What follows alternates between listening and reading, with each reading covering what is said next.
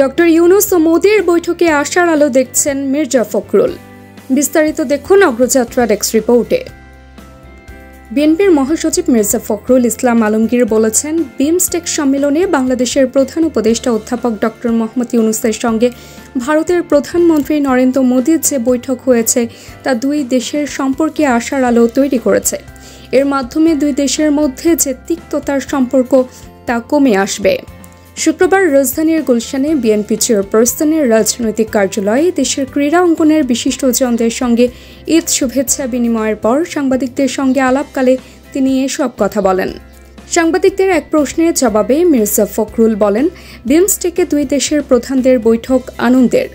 আমরা মনে করি ভূ রাজনীতি ও বিশ্ব রাজনীতির বর্তমান যে প্রেক্ষাপট এবং বাংলাদেশ ও ভারতের এই অঞ্চলের যে প্রেক্ষাপট, সেই প্রেক্ষাপটে আমাদের প্রধান উপদেষ্টা ডক্টর ইউনূস এবং ভারতের প্রধানমন্ত্রী নরেন্দ্র মোদির বৈঠক আমাদের সামনে একটা আশার আলো তৈরি করছে।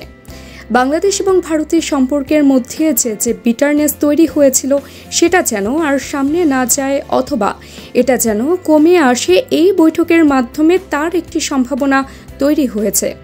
আমি যতটুকু দেখেছি এই বিষয়ে দুজনেই আন্তরিক ছিলেন, যা নিঃসন্দেহে বাংলাদেশের মানুষকে এবং ভারতের মানুষদের উপকার করবে।